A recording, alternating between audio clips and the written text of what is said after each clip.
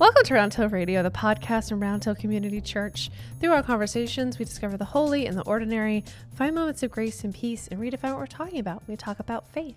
I want to welcome everyone to Round Hill Radio, and it's a real delight to have with us on our show today Tom Irwin.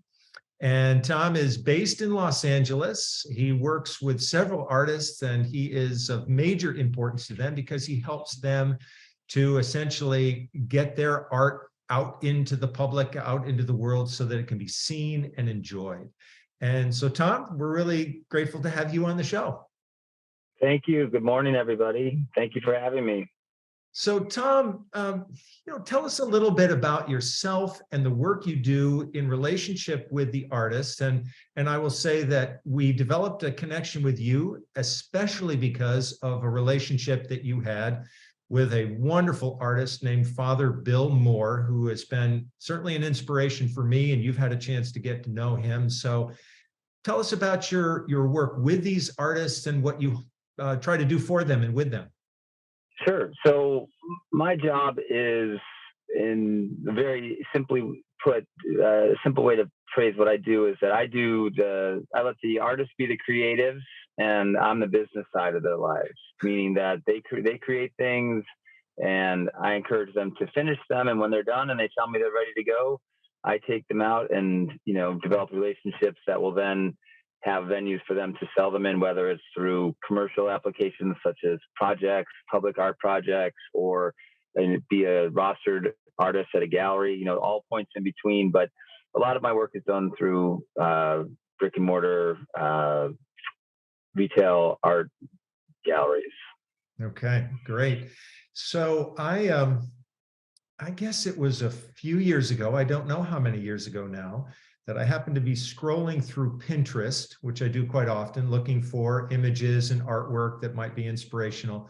And I came across a style of art that really spoke to me, and found out that it was part of the body of work that had been created by a wonderful man named Father Bill Moore, based in Los Angeles, Roman Catholic priest, affiliated with a parish, but an actual active artist for most of his life. And I happened to visit his website, where he made the mistake of including his phone number on his website. And I called him, left a message, and he called me back. And we had one really great conversation. I wish we had had more, but that's what led us to you. And so can you tell us a little bit about how you got to know Father Bill Moore and how that relationship evolved? Okay, sure. Well, first of all, something you said as the build up to this question, which I want to not correct you on, but I just want to change the dynamic of it, is that Bill had his phone number on his website specifically so that people like you could call him. So he was, so those are the types of things that he's like, I want you to handle all the business stuff, but I need to be accessible to the people of my congregation, my community, but also, I'm okay with people giving me a call because I have this duality. I'm a fine artist, and I'm also a priest. So, and he had, instances where, people from his congregation would call him and say, can I speak to you? Because I just need to speak to someone that I, have a relationship with, that has a relationship with God, that I think those three elements mixing will help me what I need right now. And Bill would always talk to them. So, he was a great man in that regard. But how I met Father Bill was through a sculptor out in Pomona, California, and he asked me if I knew who Father Bill was, and I said no, I don't. He said, well, you should go talk to him, and he said, I'll introduce you. So I set up the meeting, and I went out to Bill's studio, and I worked. The short version of it is, after that day, I told him I can sell this work, and from that day on, we worked together for 16 years until he passed away, and he was like a father figure to me by the end, and a friend, and just one of the most special people I ever met in my entire life, and a fabulous, fabulous artist, but overview of Bill was that he went to theology school and wanted to get his degree in painting as well. And the superior said to him, we don't really think that that's a great idea. You should just focus on theology. So Bill thought he was going to have to leave theological school because he wouldn't be able to get his fine art degree in painting as well. But he said he just never heard back from him again. So he just got both degrees. And he went on to be be a painter, and he decided the public is often asked to assist in support of the arts, whether it's a theater in your town or a new venue that's going up or a museum, something like that. And Bill thought, what if I did the opposite of that? And I used art to support the public. So he, through the sales of his work, he never received any money for his paintings. They were all paid directly to his congregation through the sale of his pieces. And he was one of the biggest financial benefactors of his order for the whole time he was alive. And he was so successful at that and so dedicated to it. He had an art studio that was his church, basically gave him a place to paint 6 days a week. And he gets given the title of Minister of the Arts, because the Congregation of the Sacred Hearts, his order, is very strong in the idea that arts are an important part of the world and of people and of their religion, their order, excuse me. Wow. I'm kind of jumping to this question, but when I saw him at work in a short video that had been created, I was just fascinated by the studio itself. The paint had formed into these stalagmite formations, and he had, I don't know, kind of foil covering some of the paint, and he would dip his hands into it. It just seemed like an incredibly tactile, engaged painter. Do you have any thoughts about him as a creative artist in terms of how he worked? Oh, yeah. I mean, first and foremost, he would stand in front of every canvas he stood in front of. He had no idea what it was going to be like at the end. He didn't have any plan. He said, I want a blue abstract, and nothing. It just all was done through inspiration. And as the painting progressed, he would change on the fly and add to what he thought the rest of it needed to be. And as far as, the paint whatever you called it, you should have seen the floor of his studio. We moved his studio 3 times, and the landlord was like, "You're lucky we love you so much, Father Bill." They're like, "We'll take care of this." They're like, "Just go ahead. We'll figure out how to get this." And he would put down stuff on the floor, and it would all start out like, "I'm not going to get it all messy." But that's how he had paintbrushes. But there was a methodology to how he did things, but part of the methodology was being creative and being open-minded to doing things on the fly, which is interesting because there are times where people would ask if Bill could commission something based on a painting that he had previously done. Oh. And he would say, "Sure, I'll try." But he said, that blue isn't a blue that's in a can. He's like, "I just made that on that piece." So he's like, "I'll try and do it again, but I don't know. I don't remember how I got it to that point. It just became that point on one day. And I don't remember how long ago that was, but I will try." And, he was very successful at it, but he said, people just have to understand that I don't know what is coming out. It's through inspiration and curiosity and just the love of the craft. And he liked to use found objects as well, didn't he? They often, or sometimes at least, cropped up in his paintings. Yeah, everyone, pretty much. I don't think there's one that didn't. I mean, you might not see it visibly, but theoretically, for Bill, what that meant to him was that he took an object or an item that was considered dead or discarded or useless, and he put it into a painting that was vibrant and full of life and new. And he said it's the idea about its redemption, its rebirth. It's the idea of taking his other job and putting it into, subtly into his paintings. And so it meant a lot to him that whether people could see them or not, he knew that they were there and they were important just for the idea of how the painting was, constructed. The experience of someone viewing a painting, it's a very personal experience, and it's very difficult to kind of extrapolate from that and imagine what others feel. But did you get feedback from people who looked at Father Bill's work and said, this is the kind of effect it has on me, or there's a certain way that he has of configuring the canvas that speaks to me? Did you ever get any feedback from people about that? There was always, people, I think the overwhelming feeling people got from Bill's work that were attracted to it is that it felt very welcoming. Even when he had hard lines and pieces, they weren't things that, kind of overtook the painting. He had a definite idea about balance and color fields and textures. and people found all sorts of different things, and they would tell Bill things about his paintings that they just couldn't believe that he didn't know about. And he's like, I didn't think that, but he's like, I'm glad that you feel that way. Like he's like, he was open to anyone's interpretation of it because he said they're abstract, and one of the funniest things that someone told Bill that his sermons were as abstract as his paintings, and he just said, well, I guess I'm doing my job then. You know what I mean? So he was a funny man. And funny, when you were earlier today, you talked about the idea of tactile and touch, and so texture was as much of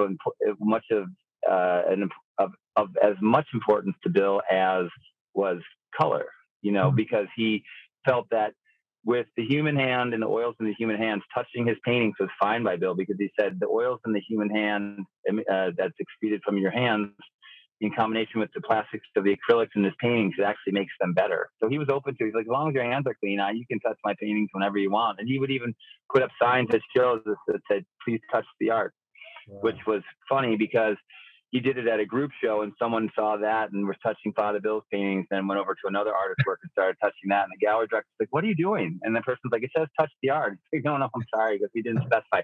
That's just Bill's work over there. Please don't touch this.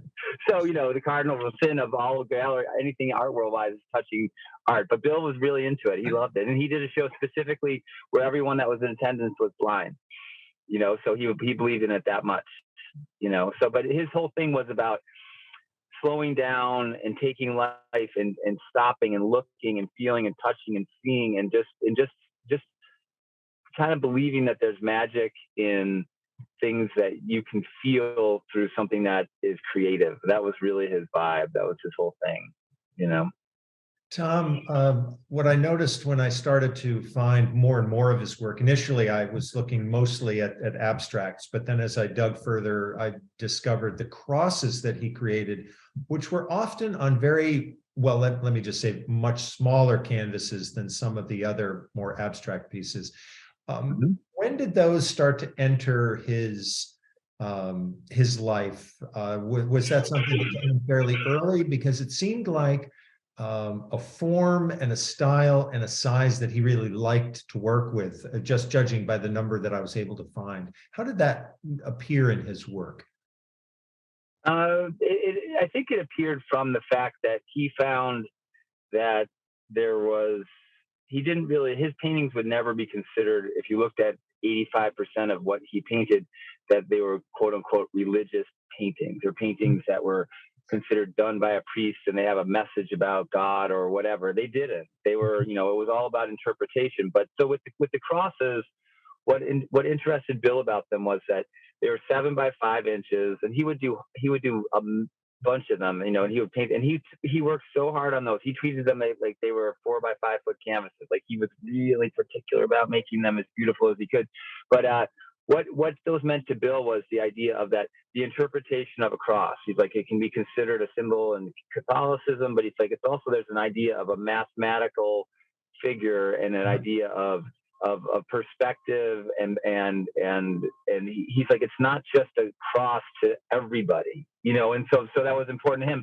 But and the other part of it was that he did small paintings because he wanted people that had access to lesser amounts of money for his work. He wanted people to have them, and people found them very, very peaceful, and they really sold. They always sold. Like whenever he made them, they just sold, and people would buy them in bunches. And the fun thing about that was they would put 5 and 5 in their house, and they could just switch them around. So it's kind of like interactive art, like tic-tac-toe. You could just move them around and keep changing the art in your home. So he liked that, and they were. And the other thing about them is the big element of those was it was a great thing for fundraising for schools in Southern California, because Bill would always be donating those to them, and so if they retailed at $400. They would sell for $800 or $1,000 because people were being charitable. And he's like, these sizes, they work well, they travel well, and people always buy them. So these fundraisers are always successful with those pieces that I donate. And the other thing about that is when Bill was ever asked about donating something to an auction, he never gave people his old pieces that were just stuck in his gallery and they couldn't sell. Like you would think, he'd be like, oh great, yeah, I have 6 right here, go ahead, I've had these for 2 years, no one likes these. He's like, he would always do new ones. He said, I want them to be as fresh as possible, and I want them to have the best chance to sell. I'm not going to give them things that have been sitting, so he was very particular about that. I am so grateful, as I shared with you, that I did use his telephone number and call him and explain to him, I think, what had become kind of a quandary in my life over the years is, how does artistry connect with ministry? And for him, he was so clear about that. I mean, maybe if there was a time of indecision about it, maybe at some point in his life, he clearly worked it through. And I just remember him saying, you have to take this artistic side very seriously. Don't lose that. And so it feels to me like it's been part of the inspiration for me to have done a lot of the work that I did during the pandemic.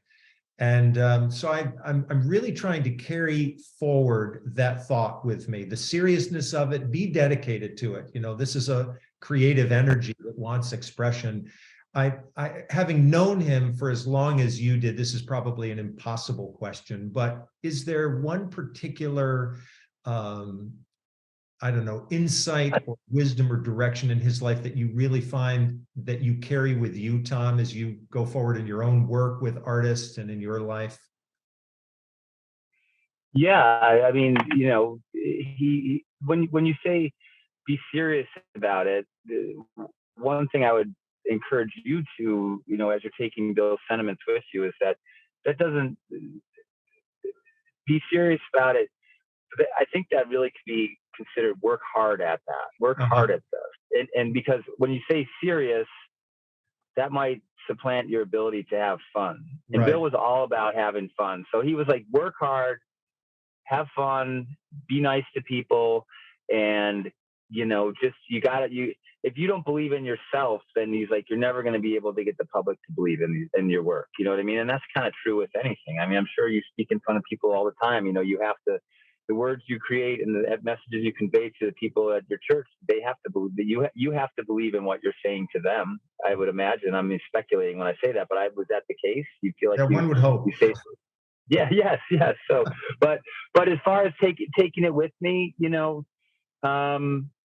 I mean, he was so knowledgeable about art, and the other thing is that he always went around and he always went to other shows, and he bought things from other artists, and he just wanted people to, whether it was a small piece that was $50 or whether it was, a little, and the other thing is Bill was never afraid to have any type of friend as long as they were nice and they were interesting. He didn't care. I mean, people thought Bill had the weirdest friends, but they were all artists from his art colony, and and he said, well, I mean, if you think about my other job, the guy that that based my life on, he was considered to have odd friends at times. So he's like, so he said, he said, I don't think it's a bad thing. And he had, he just had this funny way of, I think you and I spoke briefly about this, but when I would be either introducing Bill to clients and the clients knew they were going to meet Bill, they'd say, what do I do? What do I say? What do I call him? I said,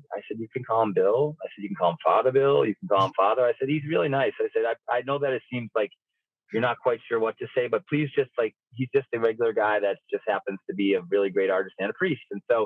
And then I would always, or at a show, when people would say, is that him? Can I go say hi to him? I'd say, sure, of course. And then I'd have to go and diplomatically get them away from Bill because they would find him so fascinating that I'd have to give someone else a chance to talk to Bill and he's like, and people would say, I love him so much. He's such a wonderful man. I said, I know, that's what I told you an hour ago when you sat down with them, and they were so happy. And he was just, and he loved to talk to people about, what he did and how he created the things, but not from a technical perspective. He's just like, I just love this. I love this thing came out like this. And I'm so happy, because he was, by having that element of not knowing exactly what was going to be in his paintings, when they were finished, they often gave him a thrill for a long, long time or forever because he was so surprised that it came out the way it did too, So it's a happy kind of idea of things coming together.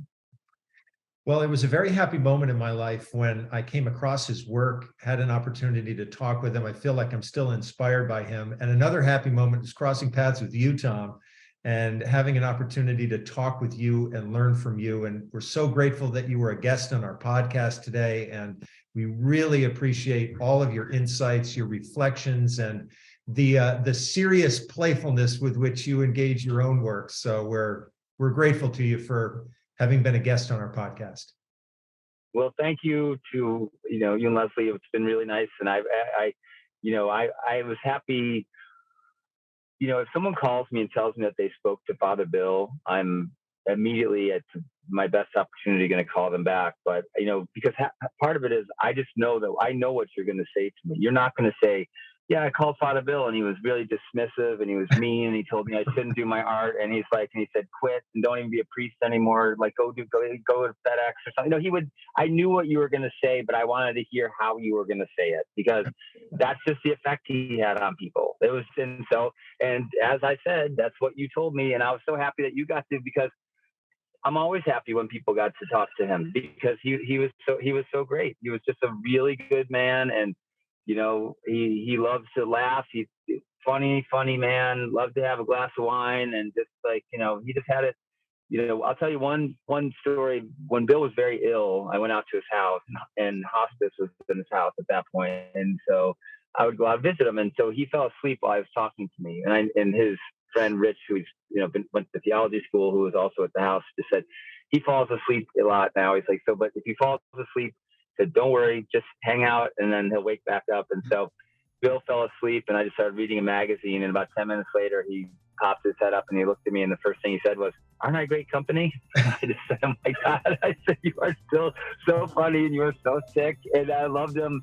He kept it going till the day he died. He was such a sweet guy. So I'm glad that you got to meet him, and I wish you the best of luck with your show coming up. And you should be very proud of what you've created. And I hope that the members of your community come out and check out your work and just have a great evening. All right? Tom, thank you so much, and blessings for 2023.